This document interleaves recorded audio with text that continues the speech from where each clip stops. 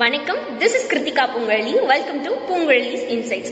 So, இந்த சேனலோட main மோட்டிவே law ரிலேட்டடான contents, rules, regulations plus recent issues இதெல்லாம் பத்தி டிஸ்கஸ் பண்றது தான். ஸோ என்னோட ஃபர்ஸ்ட் வீடியோவே ரீசெண்ட் இஷ்யூஸை பத்தி டிஸ்கஸ் பண்றதா தான் இருக்க போகுது.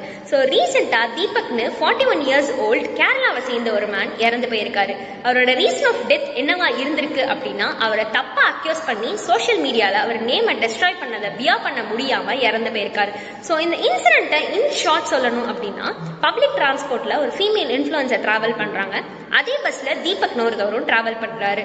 அந்த ஃபீமேல் இன்ஃப்ளூயன்சர் ஒரு வீடியோ எடுத்து போடுறாங்க. வேன் இந்த தீபக் என்ன பேட் டச் பண்றாரு அப்படின்னு சொல்லி ஒரு வீடியோ எடுத்து போடுறாங்க. அந்த வீடியோல எதுவுமே கிளியரா இல்ல, ஆனா ஏகப்பட்ட நெகட்டிவ் கமெண்ட்ஸ் தீபக் மேல ஒரு பக்கம், அந்த பொண்ணு மேல ஒரு பக்கம். தீபக் மேல என்னன்னா, இந்த மாதிரி ஒரு பையன்லாம் இருக்கவே கூடாது உயிரோட, பொண்ணுங்களுக்கு இவராலதான் சேஃப்டியே இல்ல, இவரெல்லாம் கொண்டுடணும் அப்படின்னு ஒரு பக்கம். இன்னொரு பக்கம் அந்த பொண்ணு நேம் டெஸ்ட்ராய் பண்ற மாதிரி என்ன போடுறாங்க அப்படின்னா, அந்த பொண்ணா வாண்டடா தான் போய் வீடியோ எடுத்திருக்கு, அந்த பையன் மேலதான் தப்பு இல்ல அப்படின்னு சொல்லி ரெண்டு சைட் ஆஃப் கமெண்ட்ஸ். பட் மேஜரா தீபக் நேமை டெஸ்ட்ராய் பண்ற மாதிரி தான் கமெண்ட்ஸ் இருந்திருக்கு.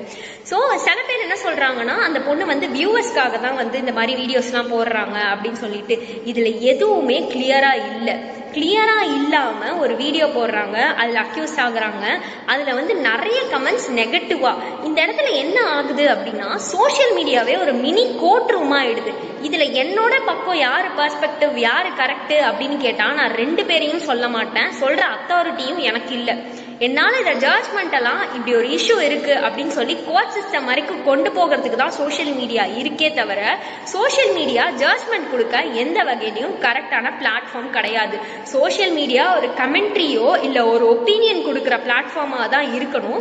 அது வேர்ல்டு வைட் போகணும், அது கரெக்டான விஷயமா இருக்கணும் அப்படிங்கிறது தான். சோசியல் மீடியா எல்லா வகையிலையும் வெப்பனா இருக்கலாம், ஆனா அந்த வெப்பன் எந்த வகையிலையும் ஒரு இன்னசென்ட்டை டெஸ்ட்ராய் பண்ணி அவர் உயிரே இல்லாம போற அளவுக்கு இருக்கக்கூடாது. சோ இந்த வீடியோல நான் தீபக் மேலதான் தப்பு இல்ல அந்த பொண்ணு மேலதான் தப்பு அப்படின்னு எந்த பெர்ஸ்பெக்டிவ்லயும் போக போறது இல்ல. அதை டிசைட் பண்றதுக்கு கோர்ட் இருக்கு. ஆனா நம்ம சோசியல் மீடியாவை யூஸ் பண்ணி இதே மாதிரி இன்னொரு தீபக்கோ இல்ல இன்னொரு ஒரு மென்னோ உமனையோ இறக்க வைக்காம சோசியல் மீடியாவை கரெக்ட் வேல யூஸ் பண்ணணும். So follow for more content and thank you.